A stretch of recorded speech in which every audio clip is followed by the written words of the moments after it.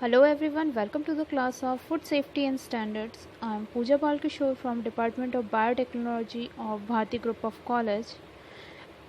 In today's class, we are going to study about prerequisite program in food industry. यहाँ पर prerequisite का अर्थ होता है शर्तें, यानी कि फूड इंडस्ट्री में कौन कौन सी शर्तें होती हैं जिनके बेस पे फूड इंडस्ट्री को इस्टेब्लिश किया जाता है, उसके बारे में हम इस क्लास में पढ़ेंगे।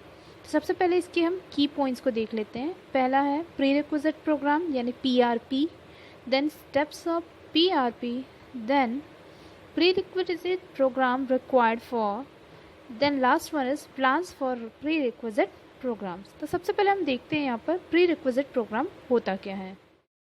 प्रीरिक्विजिट प्रोग्राम एक आधार होता है, एक ऐसी बेसिक कंडीशंस होती हैं या एक्टिविटीज़ होती हैं जिनमें हम हमारे जो फूड इंडस्ट्री होता है वहाँ की जो हाइजीन होता है, वहाँ पर जो मेन इन्वायरमेंट होता है, हाइजीनिक इन्वायरमेंट है, उसे मेंटेन करके हमारे फूड चेन में फूड के प्रोडक्शन, हैंडलिंग, प्रोविज़न आदि को मेंटेन किया जाता है, जिससे कि हम सेफ़ फूड को प्रोडक्शन करवा सकें ताकि ह्यूमन जब उसे कंज्यूम करे तो उन्हें कोई भी तकलीफ़ ना हो।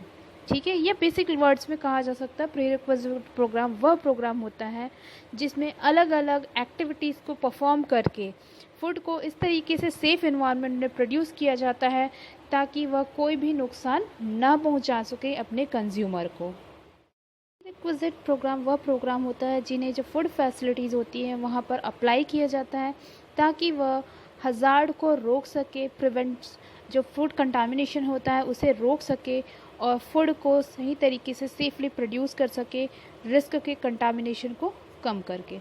अब बात करते हैं हम स्टेप्स ऑफ पीआरपी यानी प्रीरिक्विजिट प्रोग्राम। सबसे पहले आता है इसमें रिस्पॉन्सिबिलिटी। रिस्पॉन्सिबिलिटी का अर्थ यहाँ पर यह होता है कि किसी भी क्वालिफाइड पर्सन को इस बात की रिस्पॉन्सिबिलिटी दी जाती है कि पीआरपी यानी प्रीरिक्विजिट प्रोग्राम के अंतर्गत जितने भी स्टेप्स आते हैं उन स्टेप्स को इम्प्लांट करना अपनी फूड फैसिलिटी में।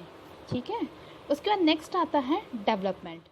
डेवलपमेंट में जो क्वालिफाइड पर्सन होता है वह ऐसे प्लान्स डेवलपमेंट करता है, ऐसे प्रोग्राम्स डेवलपमेंट करता है, ऐसे प्रोसीजर्स डेवलप करता है जिनके द्वारा प्रीरिक्विजिट प्रोग्राम को फूड फैक्ट्री में लागू किया जा सके।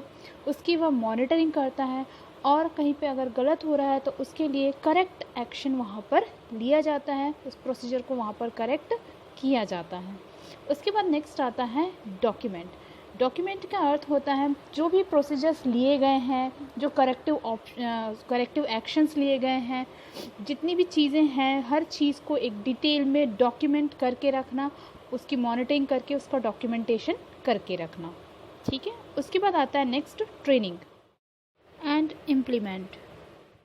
ट्रेनिंग के दौरान जितने भी स्टाफ मेंबर्स होते हैं फूड इंडस्ट्री में उन्हें ट्रेन किया जाता है पीआरपी के प्रोसीजर्स को फॉलो करने के लिए और जो डॉक्यूमेंटेड प्रोसीजर्स हैं उन्हें इम्प्लीमेंट करने के लिए। उसके बाद नेक्स्ट आता है मॉनिटर एंड रिकॉर्ड। स्टाफ की ट्रेनिंग होने के बाद उनके ऊपर मॉनिटरिंग की जाती है और रिकॉर्ड किया जाता है कि जो प्रोसीजर्स उन्हें बताए गए हैं पीआरपी के अंतर्गत यानी प्रीरिक्विजिट प्रोग्राम के अंतर्गत वह फॉलो हो रहे हैं कि नहीं हो रहे हैं सही तरीके से, इस चीज़ की मॉनिटरिंग और रिकॉर्डिंग की जाती है। उसके बाद आता है वेरिफिकेशन एंड ऑडिट। अब वेरिफिकेशन के द्वारा जो प्रोसीजर्स फॉलो हो रहे हैं वो डॉक्यूमेंट के अकॉर्डिंग है कि नहीं है, इन सब का वेरिफिकेशन किया जाता है, उन सबको ध्यान दिया जाता है कि वो प्रॉपरली काम कर रहे हैं कि नहीं है, जितने भी इक्विपमेंट्स हैं उनका प्रॉपरली मॉनिटरिंग हो रही है कि नहीं हो रही है, जो हज़ार्ड है वो क्रिटिकल कंट्रोल पॉइंट के द्वारा कंट्रोल हो रहा है कि नहीं, ये सभी चीज़ों का वेरिफिकेशन किया जाता है और सारे नियमों का अनुपालन यानी कि ऑडिट किया जाता है। उसके बाद आता है review and update. Food industry में टॉप अथॉरिटीज़ होती हैं, वह रेगुलर इंटरवल के बाद जितने भी फूड एरिया है, फूड प्रोडक्शन एरिया हैं उनकी फैक्ट्रीज़ में, उन सबों की प्रॉपर मॉनिटरिंग करते हैं, प्रॉपर उसके लिए रिव्यू करते हैं और कहीं पे इम्प्रूवमेंट की ज़रूरत होती है तो उस इम्प्रूवमेंट को अपडेट किया जाता है। अब हम बात करते हैं प्रीरिक्विजिट प्रोग्राम रिक्वायर्ड फॉर यानी पीआरपी किन के लिए ज़रूरी होता है। तो जो कंस्ट्रक्शन साइट होता है जहाँ पे आपकी फैक्ट्री बनी होती है, उस बिल्डिंग की लेआउट कैसी होनी चाहिए, इन सभी के लिए आपको पीआरपी की ज़रूरत पड़ती है। इसके अलावा प्रेमाइसेस कैसा होना चाहिए, वर्क स्पेस कैसा होना चाहिए, इसके लिए होता है। यूटिलिटी, आपको अपनी फैक्ट्री में किस तरह से एयर वेंटिलेशन चाहिए, वाटर सप्लाई किस तरह का होना चाहिए, ये सब ज़रूरी होता है। उसके बाद आता है वेस्ट डिस्पोजल, वेस्ट कैसे डिस्पोज करना चाहिए, equipments suitability, cleaning and maintenance, then management of purchase and material, then measure for prevention of cross contamination, then cleaning and sanitising, then pest control कैसे होना चाहिए। उसके बाद पर्सनल हाइजीन और employee facility, यानी कि जो एम्प्लॉय वर्क कर रहे हैं उनकी पर्सनल हाइजीन कैसी होनी चाहिए और उन्हें किस किस फैसिलिटी को प्रोवाइड करना चाहिए। Then rework, then produce recall procedure, product recall procedures, then warehouse कैसा होना चाहिए, देन प्रोडक्ट की इन्फॉर्मेशन पूरी। उसके बाद फूड डिफेंस एंड टेररिज्म। अब हम बात करते हैं plans for prerequisite program, कि कौन कौन से प्लान्स कौन कौन से एरिया में अप्लाई होने चाहिए। ठीक है, तो इसमें सबसे पहले आता है प्रीमाइसेस, देन उसके बाद आता है ट्रांसपोर्ट, रिसीविंग और shipping of goods, then storage, then equipment design, installation and maintenance and calibration, then personnel training, then sanitation and pest control, and the last one is recall. अब इसके बारे में हम डिटेल्स जानते हैं। सबसे पहले आता है प्रीमाइसेस। प्रीमाइसेस का मतलब होता है जिस जगह पर आपका फूड इंडस्ट्री, आपका फूड फैक्ट्री बना हुआ है, तो वहाँ की जो लोकेशन है वो प्रॉपरली होनी चाहिए, लोकेशन सही होनी चाहिए। ठीक है, बिल्डिंग फैसिलिटी सही होनी चाहिए, यानी प्रॉपर वर्क प्लेस होना चाहिए, प्रॉपर आपका स्पेस होना चाहिए वहाँ पे वर्क के लिए। ठीक है, उसके बाद आता है बिल्डिंग डिज़ाइन एंड कंस्ट्रक्शन। अब बिल्डिंग कैसी होनी चाहिए, उसका कंस्ट्रक्शन कैसा होना चाहिए। तो बिल्डिंग का जो लेआउट है इंटरनली और एक्सटर्नली वो मेंटेन होना चाहिए, क्लीन होना चाहिए और हाइजीनिक होना चाहिए। उसके बाद आता है जो आपकी बिल्डिंग है उसकी जो सरफेस है, वॉल सरफेस है, वह ऐसे मटेरियल से बननी चाहिए जिससे फूड को कंटामिनेशन ना पहुँचे। उसका स्टोरेज एरिया की वॉल ऐसी होनी चाहिए जिसे आसानी से साफ़ किया जा सके, जिनमें आसानी से सैनिटाइज किया जा सके। उसके बाद जो फ्लोर सरफेस रहता है वो फ्लोर सरफेस आपके ऐसे होने चाहिए जो आसानी से साफ़ किए जा सके। फ्लोर ऐसे मटेरियल से बनना चाहिए जो साफ़ किया जा सके आसानी से और उसमें चलना बहुत ज़्यादा आसान हो। ठीक है, और वहाँ पर इस चीज़ का ध्यान रखना चाहिए कि वहाँ ड्रेनेज बहुत अच्छे से होना चाहिए, जिससे कि फूडिंग यानी कि गड्ढे ना हो जिसमें पानी भर सके। ठीक है, उसके बाद ड्रेनेज सिस्टम फैसिलिटी बहुत अच्छी होनी चाहिए हमारे फूड फैक्ट्री में। देन सीलिंग्स और रूफ टॉप जो है वो ऐसे मटेरियल से बनने चाहिए जहाँ डस्ट या कोई भी ऐसी चीज़ जमा ना हो जिससे कि कंटामिनेशन फूड में हो सके। उसके बाद नेक्स्ट प्रीमाइसेस में लाइट। ठीक है, लाइटिंग की व्यवस्था अच्छी होनी चाहिए, चाहे वो आपका स्टोरेज रूम हो या फिर फूड प्रिपरेशन एरिया हो। ठीक है, उसके बाद आता है एयर हैंडलिंग एंड वेंटिलेशन।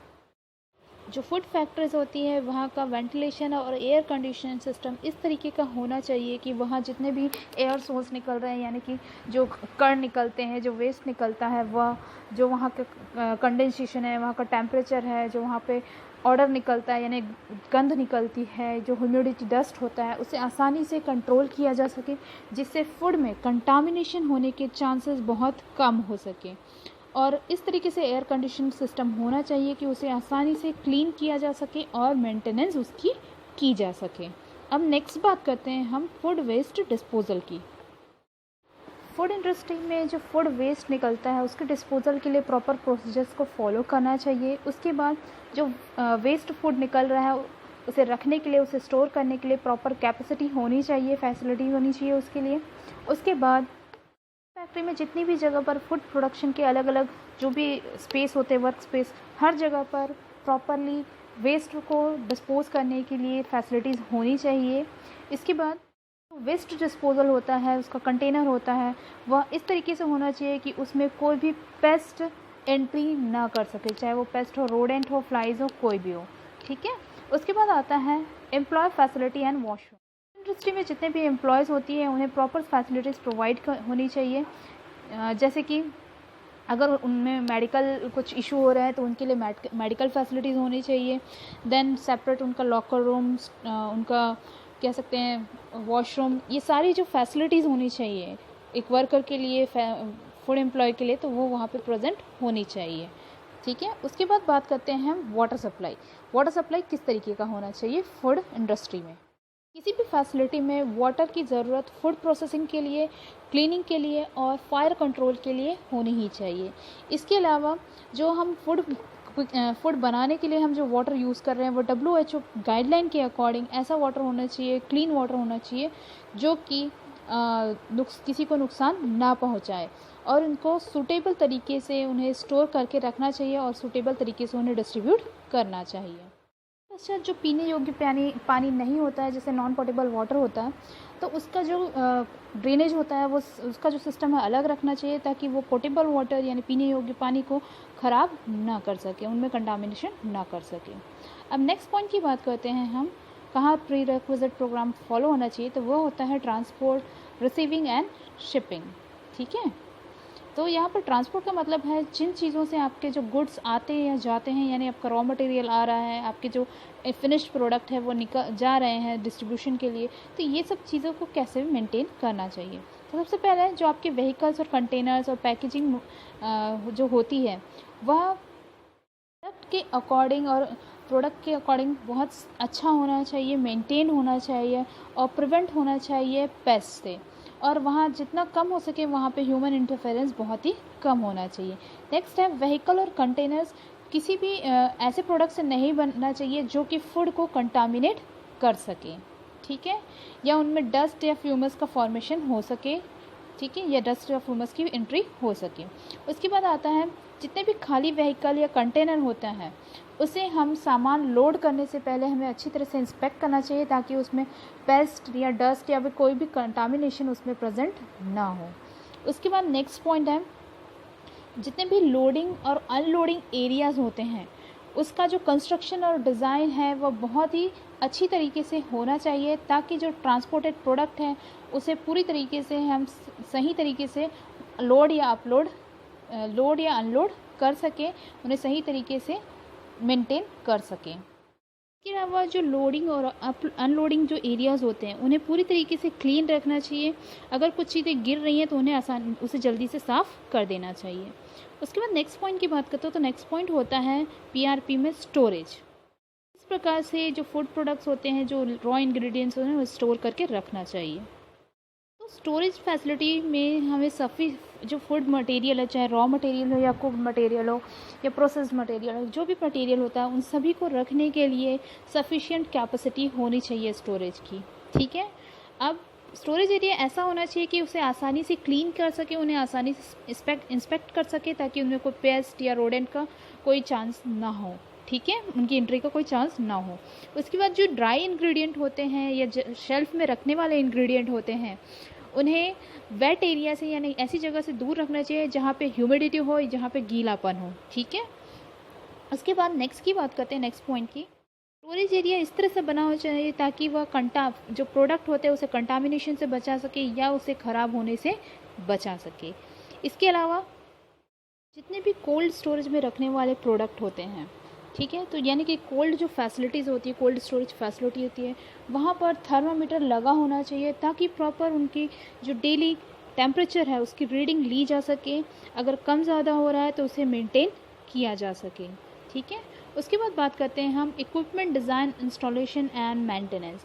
यानी कि आपकी फैक्ट्री में जितनी भी मशीनें लगी होती हैं, जितने भी इक्विपमेंट्स होते हैं, जितने यूटेंसिल्स होते हैं यानी बर्तन होते हैं जो यूज़ किए जाते हैं फूड प्रोडक्शन के टाइम पर, उन सभी को किस तरह से इंस्टॉल करना है और मेंटेन करना है। तो equipment must be design and construct of appropriate material, यानी ऐसे मटेरियल से बनना चाहिए जो फूड को कंटामिनेट ना करे। ठीक है, और उन्हें ऐसा बना होना चाहिए कि वह आसानी से क्लीन किया जा सके या उन्हें आसानी से डिसमेंटल किया जा सके और उन्हें प्रॉपरली मेंटेन किया जा सके। ठीक है, उसके बाद बात करते हैं यूटेंसिल्स, यानी आपके जो बर्तन होते हैं जैसे कि कंटेनर है, ट्यूब्स है, बीन्स है, तो ये जो है वो भी नॉन टॉक्सिक मटेरियल से होना चाहिए जो फूड को ख़राब ना कर सके और इन्हें आसानी से क्लीन किया जा सके। अब बात करते हैं हम नेक्स्ट पॉइंट की। The next point is personal training. यहाँ पर्सनल ट्रेनिंग का मतलब है इंडिविजुअल पर्सन जो फूड बिजनेस में होता है या फूड फैक्ट्री में वर्क करता है, उन सभी के लिए पर्सनल ट्रेनिंग प्रोवाइड की जाती है। फूड बिजनेस में या फूड फैक्ट्री में जितने भी विजिटर्स होते हैं या स्टाफ हैं, उन सभी को हाइजीन मेंटेन करने के लिए और फूड सेफ्टी प्रोसीजर्स जो फॉलो किए जाते हैं उन सभी को बनाए रखने के लिए उन्हें ट्रेनिंग प्रोवाइड की जाती है। तो इसमें सबसे पहले पॉइंट आता है general food hygiene training program for food handlers. जो फूड हैंडलर्स होते हैं यानी जो फूड प्रोडक्शन कर रहे हैं उनको कौन कौन से हाइजीनिक ट्रेनिंग प्रोग्राम दिए जाते हैं। तो इसमें सबसे पहले आता है employee needs to put on clean uniform immediately before starting work, यानी कि काम शुरू करने से पहले प्रत्येक स्टाफ को जो फूड हैंडलिंग कर रहा है उन्हें क्लीन क्लोथ्स पहनने चाहिए। उनके क्लोथ्स जो हैं वह ऐसे होने चाहिए या तो वो क्लीन कर सके उसे आसानी से, या फिर उन्हें डिस्पोज किया जा सके। ठीक है। उसके बाद एम्प्लॉयज़ को अपने हैंड्स और नेल्स क्लीन रखने चाहिए। एम्प्लॉयज़ को कभी भी कोई ज्वेलरी, बैज, पिन, वॉचेस नहीं कैरी करना चाहिए। देन एम्प्लॉयज़ के लिए हर जगह पर हैंड वॉश करने के लिए वॉश बेसिन होने चाहिए, और उन्हें इस बात को ट्रेनिंग दी जाती है कि हर वर्क के बाद आपको हैंड वॉश वहाँ पर करना होता है, चाहे आप कोई भी वहाँ पर प्रोग्राम कर रहे हैं, चाहे आप रॉ फूड हैंडल कर रहे हैं या फिर कोई और दूसरा फूड हैंडल कर रहे हैं, ताकि वह कंटामिनेशन को फैलने से रोक सके। इसलिए प्रॉपर उन्हें हैंड वॉशिंग की ट्रेनिंग दी जाती है। नेक्स्ट आता है जनरल टेक्निकल ट्रेनिंग।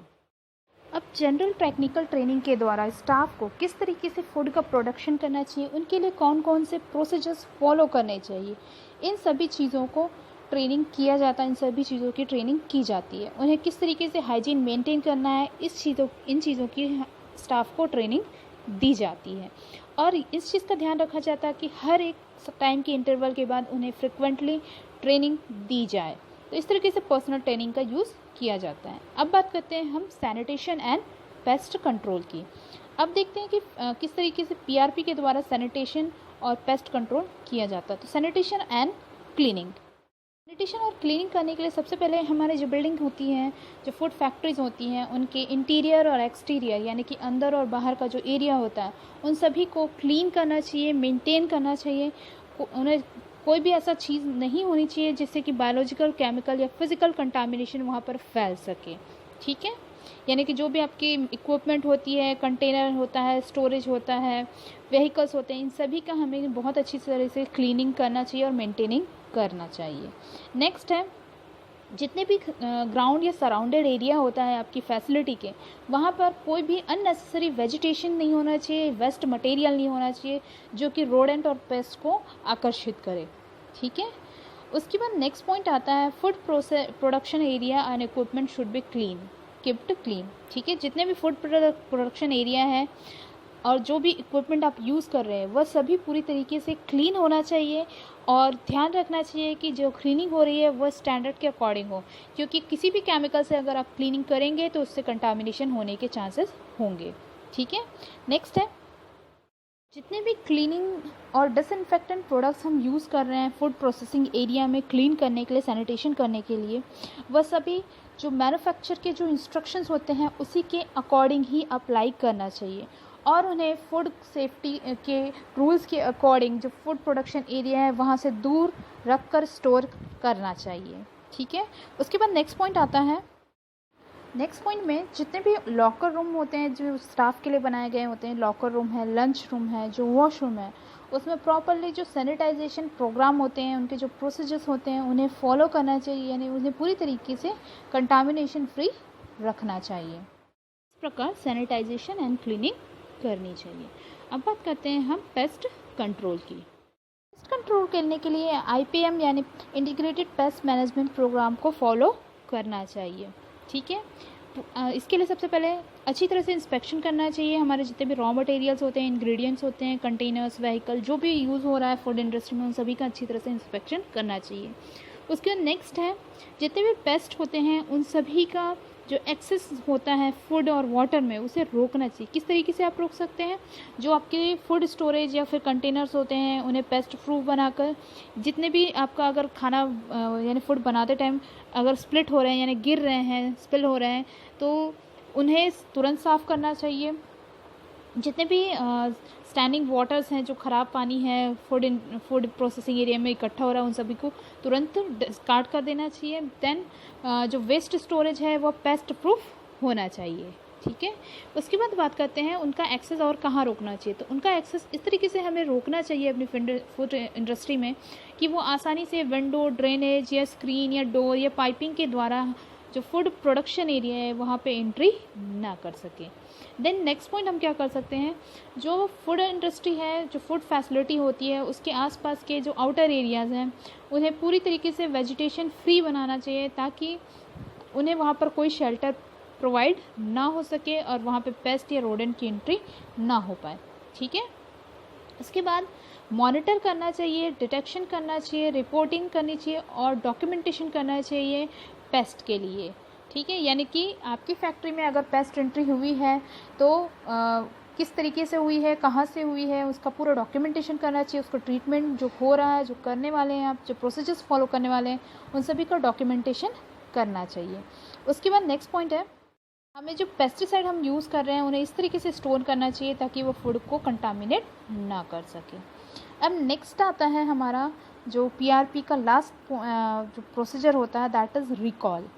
ठीक है, अब यहाँ पर ध्यान से समझिएगा रिकॉल का अर्थ क्या होता है। तो रिकॉल का अर्थ होता है, अगर कोई फूड मार्केट में ऐसा चला गया है फैक्ट्री के द्वारा जो कि कंटामिनेटेड है और जो ह्यूमन हेल्थ को नुकसान पहुंचा रहा है, जो कंज्यूमर को नुकसान पहुंचा रहा है, तो ऐसे फूड को वापस लाना, वापस फैक्ट्री में ले आना, इकट्ठा करके वापस बुला लेना, that process is called recall.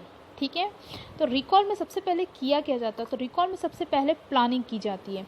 अगर कोई कंप्लेन आता है कि ये फूड ख़राब है या इसमें इस चीज़ की मात्रा बहुत ज़्यादा हो गई है, तो सबसे पहले उस कंप्लेन को सुना जाता है, उस कंप्लेन को समझा जाता है। ठीक है, उसके बाद रिकॉल का प्लान बनाया जाता है कि किस तरीके से कहाँ कहाँ से हमें रिकॉल करना है, कितना अमाउंट में गया है, उस प्रोडक्ट के बारे में पूरी जानकारी ली जाती है।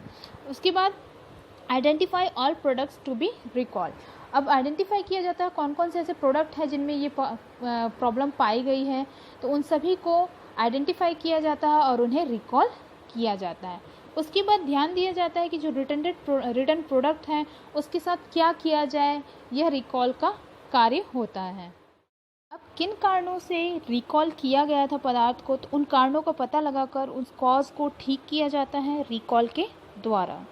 ठीक है, इस प्रकार से इन सभी प्लान्स के द्वारा पीआरपी हमारे फूड फैक्ट्री की मेंटेनेंस करता है और फूड को सेफली प्रोड्यूस करवाता है। Thank you everyone, thank you for watching the video.